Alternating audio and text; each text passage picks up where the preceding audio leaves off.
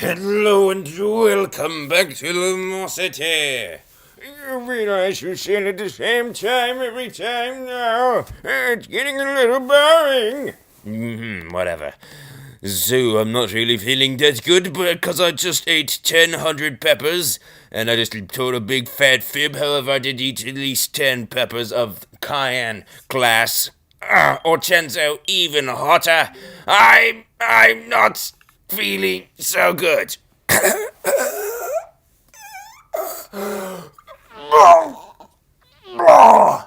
However, I am still feeling well enough to tell you a story, because I always am.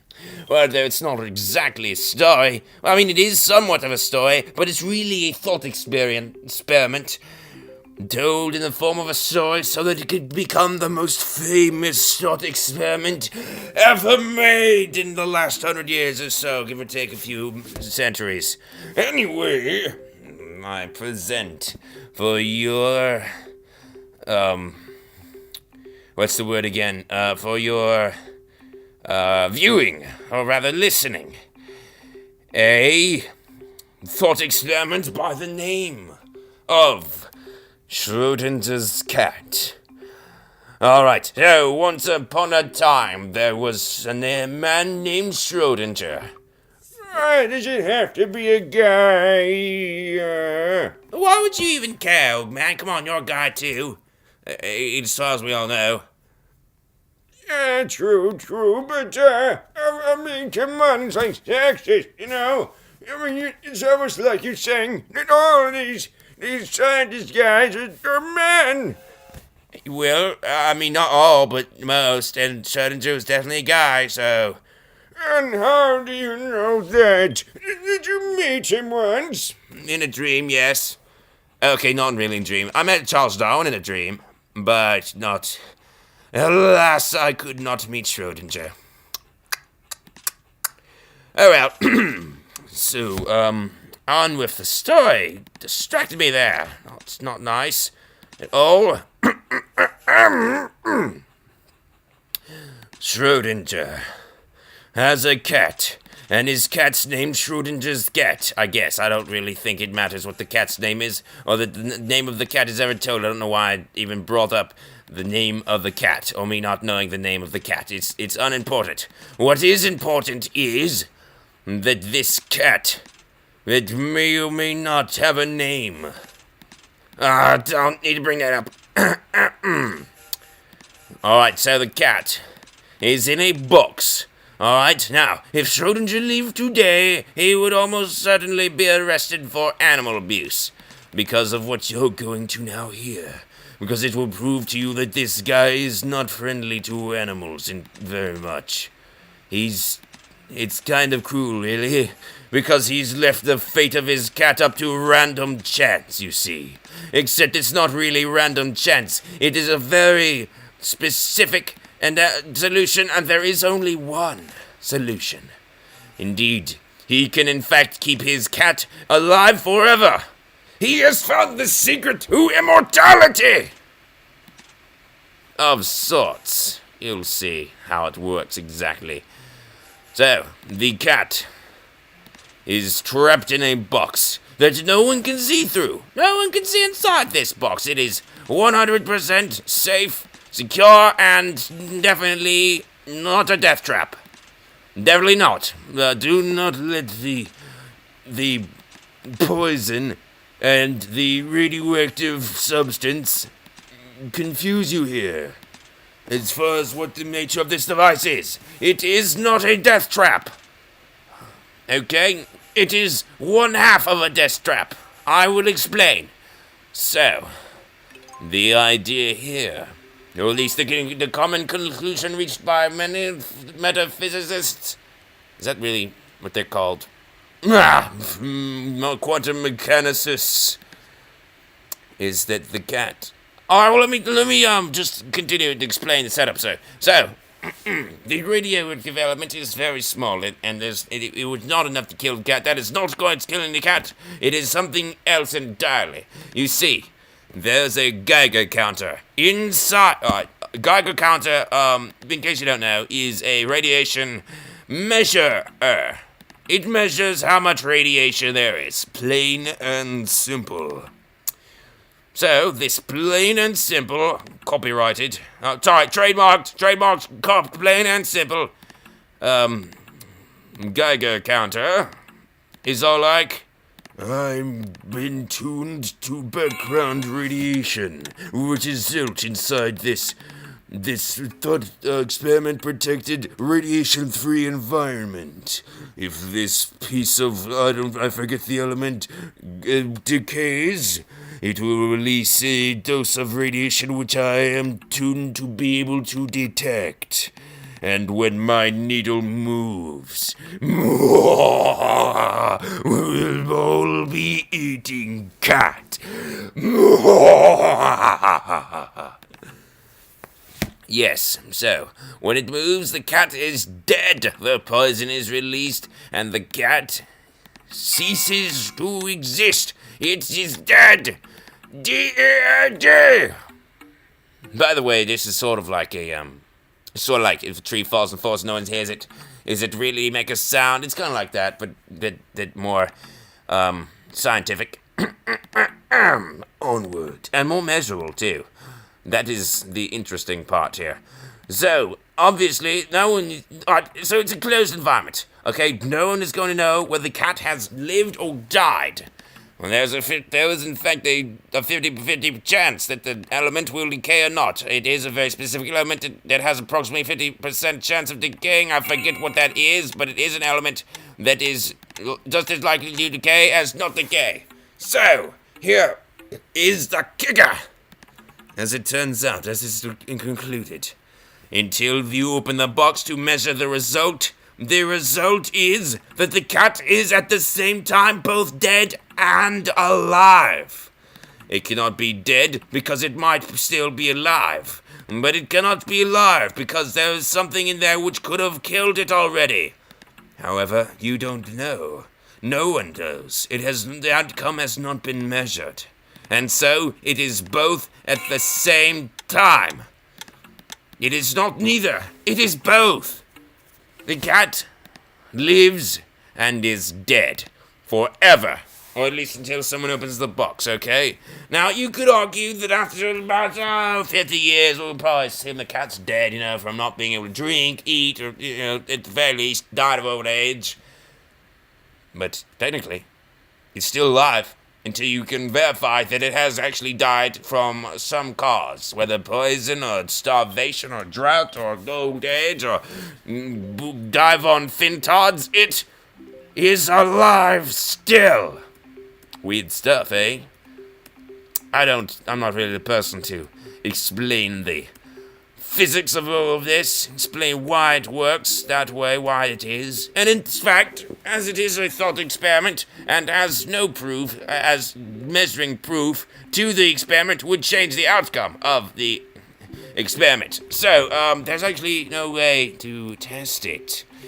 Yeah, there's no proof. There's no way to know one way or the other. However, it is pretty much, the consensus says the cat's both dead and alive, right? You'll just have to believe me on this one. And them, I believe they'll just have to believe them on this one. The cat is still alive and dead, okay? So, I would say try this at home, but, well, I should really probably say don't try this at home. So I guess I won't say try this at home any more times than I've said try this at home. Because, yeah, dead cats, probably animal abuse, yeah, I don't want to be connected with any of that. But of course it is, when Peter comes, you're not going to be able to say, well, my cat is both dead and alive. Because they'll laugh, first of all. Second of all, they'll put you in a sanitarium. Third of all, they'll actually open the box and probably be confronted with a dead cat. Because it died from not drinking. Yeah, at the very least. Also, if you have access to that radioactive element, then you probably would be going to jail anyway. So, yeah, you probably do not try this at home, kids. Definitely do not. Okay, yeah, it'd be a bad idea. So, on to something which you can try at home, or with the small downside that it may result in rage which tears people apart. Literally, their friends will be killing each other by tearing their limbs apart one by one, dismembering the family by dismembering the members of the family's limbs.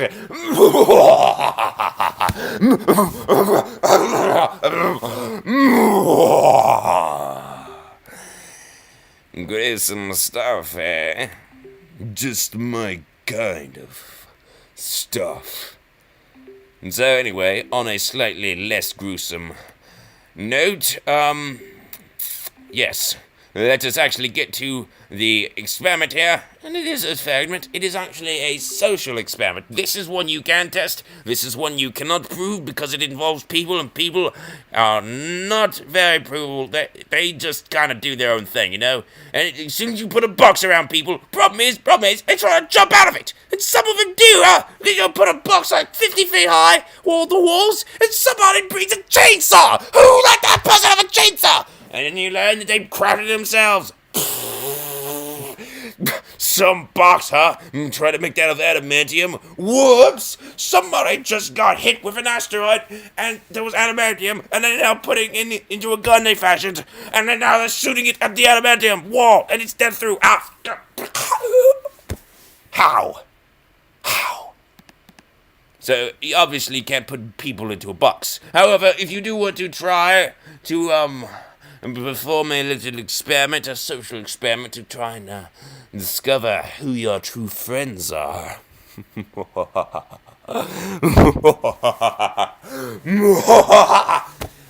It's called The Prisoner's Dilemma. And it is based on a true story, or perhaps many true stories. So, imagine a scenario. You have committed a crime of... It's not major. You face a maximum, if convicted, of... let me remember.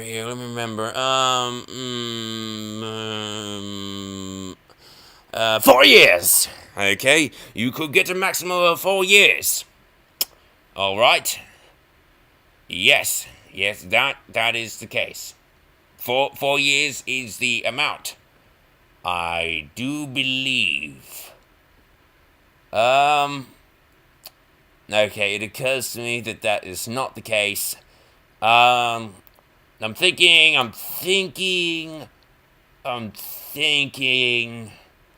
No, sorry, that is not right.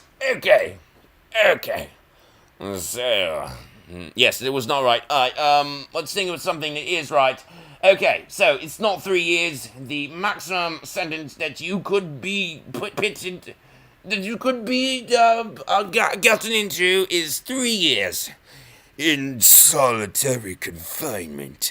Not necessarily. Let's just throw that. All right, you do not. Yes, probably solitary confinement. All right, you do not want to go to prison. Okay, do I need to stress this point any further? Prison, bird. You should have committed the crime in the first place. That time is past. But they cannot convict you. They need you and your accomplice who also committed the crime with you to tell on each other. Okay? Or not necessarily. One person has to pay. Alright? Everyone is all like, no crime was committed. Justice. I will not stop fighting until there's justice. Oh no. So, because some people have got to have justice, whatever that is, somebody's got to go to jail, alright? Prison jail. So, what are you going to do, criminal? What is there to do? Well, there's quite a bit, actually. You and your accomplice are given an option. Everyone loves options, right? They tell you. Actually, I'm just messing with you. No, not everyone loves options. Not if the option is as brutally tearing apart a friendship as this one, because you and your accomplice are given a choice. If neither of you tells on each other, you will be given, each of you, 1 full year. Oh, wait, I'm alive still. Oh, it's an outrage. I deserved life imprisonment for stealing $10 out of my cash register. My employees. Yes, okay, the severity of the crime is not at stake here, simply the penalty. Yes, I don't even know if that fits the crime, so let's not even go on that. Okay, no more details, not gonna help us here, so. Yes, so, right. The crime is the penalties. Yes, I kind of got thrown off there. Yes, so, if neither tell on each other, then they both get 1 year. However, if they both tell on each other, they both get 2 years. Now here's the kicker though. If one tells on the other, and the other does not tell on the first, then that first one gets 0 years, while the other one gets a maximum sentence of 3. So, what's it going to be? What will you do for your accomplice? Will you say to them, or rather to the police, will you, in the court, will you testify that they did it? Will you point your finger in court and say, he did it? He robbed the $10 of the cash register. I saw him. Not necessarily because I was helping him. I saw it and I was all like, he just stole $10 out of the cash register. And he's a damn old bastard. Put him in jail for 3 years. No, 4 years. I'll settle for 3 though. Convicted. 3 years. So, which one will it be? Will it be that? Or will you say, yes, so, yeah, I didn't say anything. I didn't say anything. I didn't do it. He didn't do it. Must have been, you, Jacob. You in the audience. Yes, you're here. I see you. You must have done it. It's not more just picking out some random person. You. Yes, Jacob. It's very specific. Just you. I'm pointing at you. Okay, if you had a camera behind my finger, you could see I am in fact pointing you. Actually, we do. You're pointing at somebody else. Well, I forget the name, but, it's him. How do I know the name anyway? Okay, I don't know the name, just that guy, I remember the face. Actually, you're pointing at a painting. Yes, well, maybe it's not actually here, but it was him in the painting that did it. Yeah, actually, that guy's been dead for like... Oh, wait, he actually never lived. Yeah, he's kind of like a,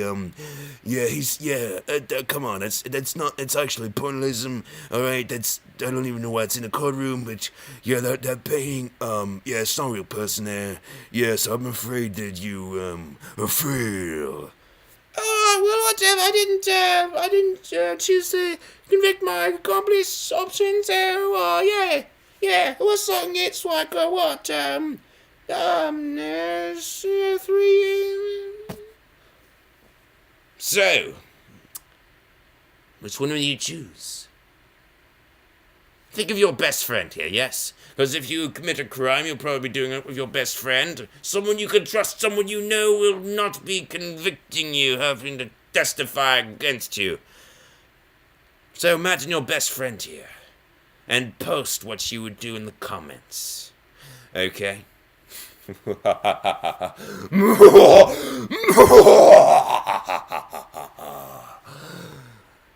I tried this experiment on my friends, and those and the friends of their friends.